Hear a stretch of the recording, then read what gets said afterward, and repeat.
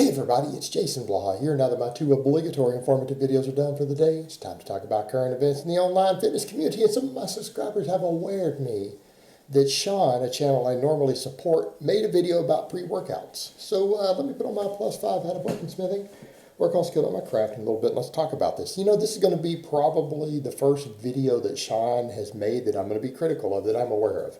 I generally like him. I've endorsed his channel. And so when I endorse someone's channel and they come out and say some things that I very much disagree with, then I feel like I need to say something. And this is not a personal attack on Sean, because I actually like what the guy's doing for the most part. I like for the most part what he's doing, but what I want to talk about is the problem with pre-workouts in general, because I have a problem with all pre-workouts. And I know that's going to sound crazy to a lot of people who are new to what I'm saying, but I don't believe they help you at all. I think they're actually counterproductive. I think that use of pre-workouts will lead to less muscle and less growth and less performance in the long term, and I legitimately believe that. Now, I can't fully prove that, just like the evidence shows that there is no advantage either. The evidence is actually neutral. The only controlled studies we have, long-term studies on pre-workouts in general, shows no impact, positive or negative, nothing at all. Now, what Sean pointed out, he pointed out some good things as far as the way the hustle works, that they're usually overpriced. Most pre-workouts, when you look at what's in there, they're proprietary blends. Usually the few things that work, they're generally underdosed, way overpriced, meaning you're paying 10 times what it would actually cost you to just buy the few ingredients yourself and just take them individually. And they're in proprietary blends, where again, even the stuff that works is usually underdosed, overpriced. Then you have the problem of there are things thrown in there that you might want to take that have a cumulative effect. A perfect example he gave was creatine, right? Creatine was the perfect example. And even I've said that before. Why would you want to take creatine in a pre-workout? Number one, if you're going to take creatine, it's a cumulative effect over time of it building up in your body. That's the first thing to think about. So why would you take it with a pre-workout that you're not going to take every single day? But then again, people take their pre-workouts every day anyways. The whole point of taking a pre-workout is to get high. It's a drug addict thing. It's nothing to do with your training, but that's besides the point. I'm going to get to the addict thing in a minute.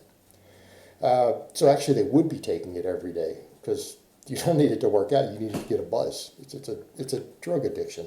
It's exactly what pre-workouts are. People who take them get addicted to them. But the point is, he makes it, if you're only taking a pre-workout and you're not training 7 days a week, you're going to have to go buy creatine and take it separately anyway. So why would you take it in a pre-workout? And that's a valid point until you factor in that drug addicts need their drug of choice every day. And once you get addicted to the idea of stems and pre-workouts, you're going to take it every day, even on your off days anyways. So I don't necessarily agree with that point, but I would say as far as the pre-workout part of it, he is right also that creatine, when you look at the data on creatine, it actually is better post-workout than pre-workout anyways. In other words, when studies have been done on the timing of creatine, to my knowledge, it actually tends to yield slightly better results if taken post-training as opposed to pre-training. Again, that's just going on the amount of evidence I've seen. So when you factor in that it actually isn't ideal to time it pre-workout, that's not even the optimal time to take this particular product. Number two, that a pre-workout, if you're only going to take it pre-workout, why would you put ingredients in it that you would be taking every day anyways that have an effect that builds up and accumulates in your body? So it doesn't make sense. And he points it out that they just throw in a big blend of stuff just to sell products in a competitive market because pre-workouts are so competitive today. Almost everyone takes them, which I think is a travesty. I think it's a travesty. But the point he comes to is that you really only need a handful of things in there. And he does point out the over-reliance on it, and I can appreciate all of that. But the problem I have is that he's still promoting pre-workouts. You go look at the weight of the evidence, Craze, which again has a lot of these ingredients that he would say probably works. When it was studied in the only controlled study ever done on a pre-workout, they chose at that time the most popular one. And they did a long-term study, and it had no benefit. Now, people get up and argue. I've had people call me. I've actually had people call me on the phone, complete goofballs, to argue with me about pre-workouts and tell me that I don't know why people take them. They take them for energy, and they say, well, I work hard and you don't. Look, guys, I'm sorry, but just because I'm a YouTuber now who makes a living off of YouTube doesn't mean I've never worked full time while training. And I can tell you guys, quite frankly, I have finished a 60-hour work week before and gone in and hit a 500-pound squat. So I've gone into the gym before after working 5 12-hour shifts in a row at a corporate job on a Friday and come in and hit a 500+ pound squat without a pre-workout. So I really don't want to hear that sort of bullshit. It really is bullshit. This excuse, well, I'm tired. I need. No, you're a drug addict. That is what pre-workouts are about. And I get it. You know, the whole bodybuilding world is about party, party, party, drugs, drugs, drugs, sell your butt to gay dudes. I mean, that's what the competitive bodybuilding world is about. It's a big party scene and prostitution scene, and everyone uses drugs. And even Junkie Ward talked about that with all the heroin and Dubé and all his bodybuilding bros used, all these pro bodybuilders using narcotics. I get that. It's a drug addict scene, and that trickles down into their followers. That's why all the stims and pre-workout become part of it, because they need a drug for everything, including their motivation. But we shouldn't be promoting that in fitness, right? If bodybuilding channels want to promote that as they're part of their hardcore lifestyle, that's fine, but it's trickled down into general fitness, and that's a problem. And when people say that I need this to work out for energy, I need it for this and that, all right, guys, you guys know I've lived with an addict. I have had a long-term relationship and lived with an addict. And I can tell you that that is exactly how a strung-out drug addict thinks. I need this pre-workout to make it do my workout. I need it. It's like I can't think clearly without smoking weed, right? I can't function without weed. You guys who get addicted to your pre-workouts, you can't function without it in the gym, and that's a problem. And here's the real issue. Even if they have a performance benefit, let's assume that these pre-workouts boost your performance by 4%. How is that helping you build muscle or build strength? I would understand if you're at a competition, right? You're at a powerlifting meet. When you're at a powerlifting meet, you might need something to help boost your performance. You're at a competitive event, but does anyone actually get bigger or stronger from the lifting they do at an event? In other words, does anyone out there actually think that anyone goes and does a powerlifting meet and a week later they have more muscle and strength as a result of having done that meet? No. Is there any evidence whatsoever that lifting more than 90% of your true competition max for a single increases strength? No. We know that training at 90% actually produces a maximum strength as far as even singles go. And going beyond that doesn't actually seem to benefit you. So why are you needing this performance boost? Why do you need the extra work capacity? How is it going to help you? What's wrong with your training programming that you can't come in and do your prescribed reps and sets?